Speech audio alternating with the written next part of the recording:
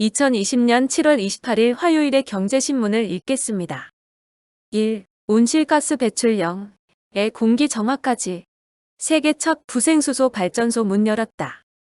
세계 첫 부생수소 발전소인 대산수소연료전지 발전소가 충남 서산에서 문을 열었습니다.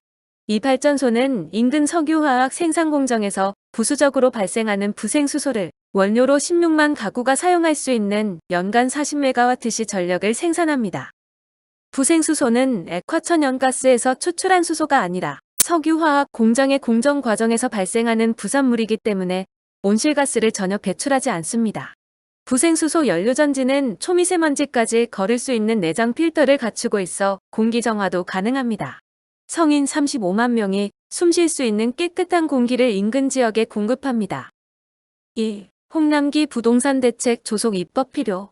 공급 방안 내주 발표. 홍남기 경제부총리 겸 기획재정부 장관이 부동산 대책과 관련해 고가주택에 대한 주택담보대출 금지 조치나 양도소득세율 인상, 종합부동산세 인상 등이 한꺼번에 작동할 때 시장에 충격을 줄 수 있을 것이라고 밝혔습니다. 주택 공급과 관련해서는 공공임대를 적극 확충하는 방안을 대책에 포함키로 했습니다. 또 부동산 시장에 몰린 유동성을 금융시장이나 민자사업 등으로 유입하는 정책도 추진할 계획입니다. 3. 항공업계 일시적 국유화, 아시아나의 이득일 수도. HDC 현대산업개발의 아시아나항공 M&A가 노딜 쪽으로 무게가 쏠리면서 산업은행 등 채권단이 아시아나를 일시적으로 소유하는 국유화 가능성이 제기되고 있습니다. 항공업계에서는 HDC 현산의 인수 의지가 사실상 없어진 상황에서 국유화를 통해 안정적으로 재매각 절차를 밟는 게 최선이라는 관측이 나오고 있습니다. 28일 항공업계 한 관계자는 아시아나항공의 국유화 가능성과 관련해 아시아나가 보유한 국제 노선이나 1만 명에 가까운 직원들을 감안할 수밖에 없을 것이라며 새 주인이 나타날 때까지 사는이 관리하는 식으로 갈 가능성이 높다고 말했습니다. 4. 현대제철 2분기 쥐어짠 흑자. 철강업계 총체적 난국은 여전. 현대제철이 3분기 만에 흑자를 냈습니다. 현대제철은 2분기 매출 4조 133억 원, 영업이익 140억 원을 기록했다고 28일 공시했습니다. 이로써 지난해 4분기에 이은 지난 1분기 연속 적자에서 벗어났습니다. 실적 발표 전 증권사 실적 전망 평균치는 200억 원 안팎의 적자를 낼 것이라는 전망이 지배적이었습니다. 서강현 현대제철 재경본부장은 예전처럼 풀캐파 생산이 아니라 올해 수요 하락 예측에 따라 판매가 가능한 만큼만 생산해 재무구조를 개선한 것이라며 원재료뿐만 아니라 반제품, 완제품 등을 철저히 관리해 전기료 부문의 이익이 늘었다고 말했습니다. 5. 삼성 SDI의 자신감. 전기차 배터리 내년 흑자 전환. 삼성 SDI가 전기차 배터리 사업 부문의 흑자 전환 가능성을 공식 언급했습니다. 28일 기관 투자자들과 출입 기자들을 대상으로 한 올 2분기 실적 발표 컨퍼런스 콜에서 사측 고위 관계자가 이례적으로 흑자 전환 목표를 밝힌 것입니다. 전문가들은 이전까지는 흑자 전환을 위해 노력하겠다는 수준이 공식 입장이었는데 한 발 더 나아가 내년 흑자 전환이 목표라고 구체적으로 밝혔다는 것은 그만큼 자신이 있다는 의미라고 풀이했습니다. 여기에는 3년 전 반도체 전문가에서 배터리 승부사로 변신한 전영현 삼성 SDI 사장의 의향도 반영됐다는 분석입니다. 6. 고체 로켓 제한 해제. 한국도 고성능 우주발사체 개발 시대 활짝. 28일 한미 미사일 지침 개정으로 그간 한국의 우주발사체 연구 개발의 발목을 잡아왔던 고체 연료 로켓 개발이 본격화할 전망입니다. 그간 한국은 지침에 따라 고체 연료로 사용할 수 있는 미사일 엔진 최대 힘이 초당 100만 파운드로 제한됐습니다. 하지만 이번 지침 개정으로 우주 발사체에 대한 고체 연료 사용 제한이 완전히 풀렸습니다. 한국도 미국, 일본 등 우주 선진국과 같이 고체와 액체 연료를 다양하게 사용하는 고성능 우주 발사체 개발이 가능해졌다는 얘기입니다. 7. 1억도 인공태양 꿈 성큼. 한국산 진공용기 조립 시작. 인류가 자원 고갈과 환경 오염에서 자유로운 에너지를 찾을 수 있을까요? 1988년 미국과 유럽연합 등 4개국이 이 질문에 답을 찾기 위해 국제핵융합 실험로 사업을 시작했습니다. 핵융합 발전은 태양이 에너지를 만들어내는 원리를 모방해 인공태양으로 불립니다. 지구의 무궁무진한 수소를 원료로 쓰고 원자력 발전보다 훨씬 더 안전해 미래에너지의 대표적 대안으로 떠오르고 있습니다. 한국과 중국이 2003년 가입했고 뒤이어 인도가 합류하면서 7개국이 참여하는 최대 규모의 국제협력 연구개발 프로젝트가 됐습니다. 국제핵융합실험로의 현장은 프랑스 남부 카다라슈에 있습니다. 그간 핵융합실험로를 설치하기 위한 건물 공사를 진행해왔습니다. 8. 서울서 10만 가구 공급. 강남에 1만 6천 가구 풀린다. 정부가 다음 주 내놓을 부동산 대책으로 서울에 10만 가구 이상을 추가 공급하는 방안을 마련한 것으로 알려졌습니다. 예상보다 훨씬 큰 규모로 공급 불안을 확실히 잠재우겠다는 의지로 풀이됩니다.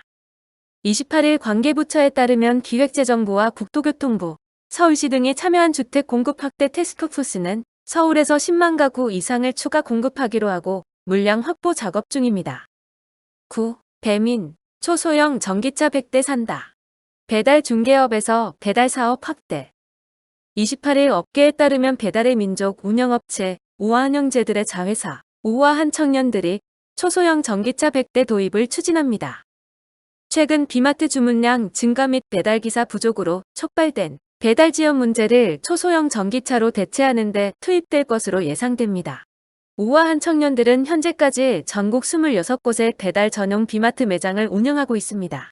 지금까지 배달 유통업계에서 소규모로 초소형 전기차를 도입한 적은 있지만 100대 이상의 대규모 도입은 처음입니다. 10. 넷플 잡는다. SKB, 디즈니 폭스 오리지널 콘텐츠로 승부수.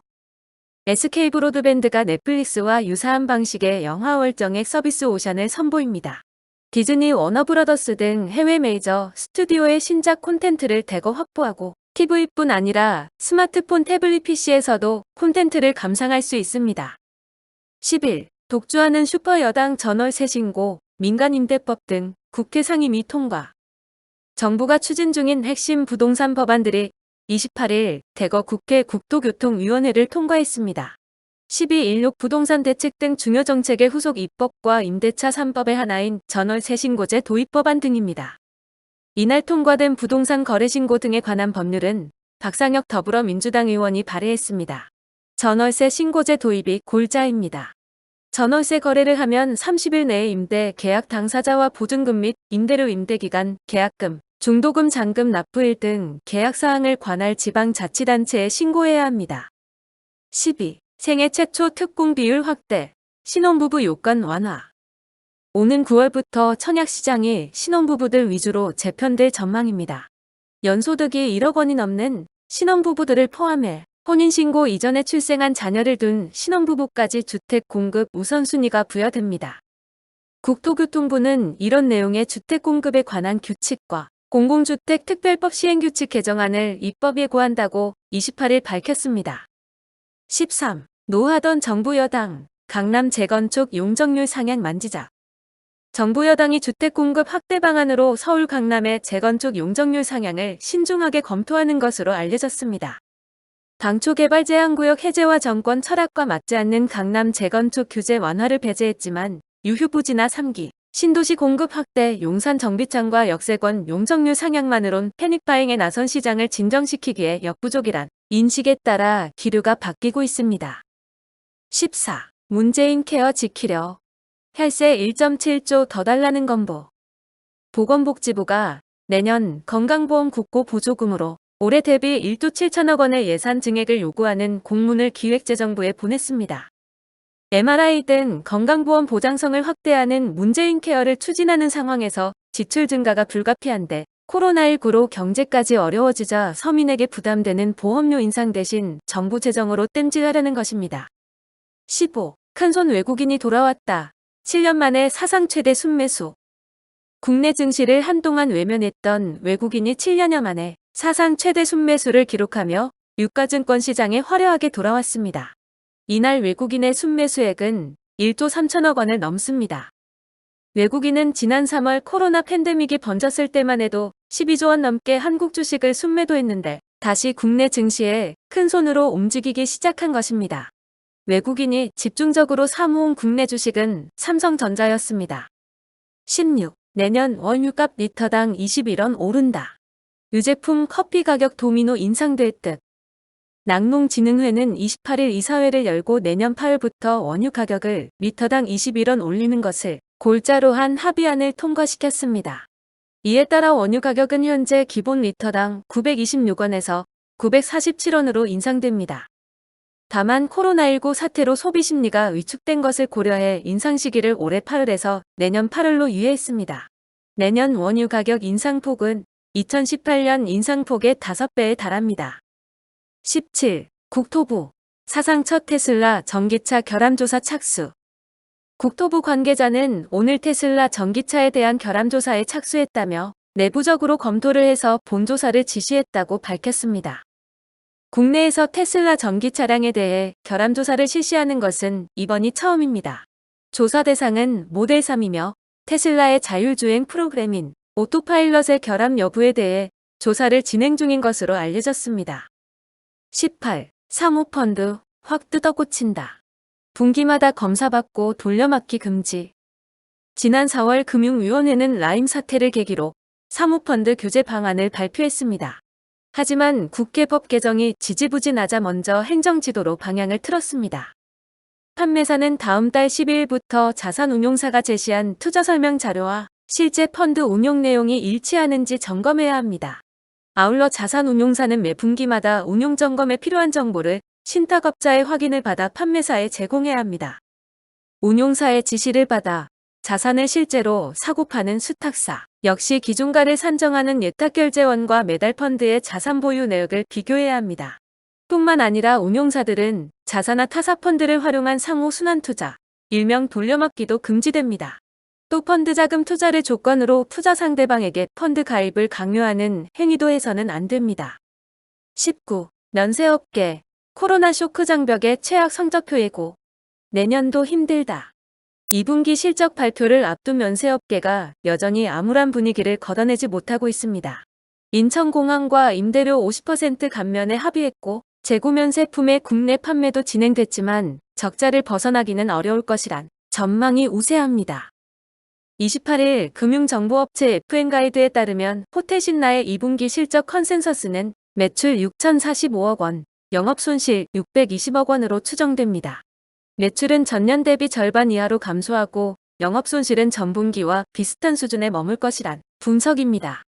최근 중국 보따리상들이 활동을 재개하며 2개월 연속 국내 면세점 매출이 개선됐지만 예년에 비하면 무의미한 수준인데다 인건비와 임대료 등 고정비를 고려하면 대규모 손실을 피하기 어렵다는 설명입니다.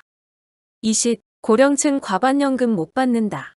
200 풀칠하려면 73세까지 일해야. 우리나라 55에서 79세의 고령층 가운데 연금 수령자가 여전히 절반에도 미치지 못하고 받는 이들의 연금액도 63만 원에 그치는 것으로 나타났습니다. 전체 고령층의 67.4%는 생활비 등을 이유로 평균 73세까지 계속 일하길 원했지만 올 초 전 세계를 덮친 코로나19 여파로 그들을 위한 취업문은 오히려 좁아졌습니다. 오늘의 경제신문 읽기 끝. 구독과 좋아요, 그리고 알림 설정 부탁드립니다.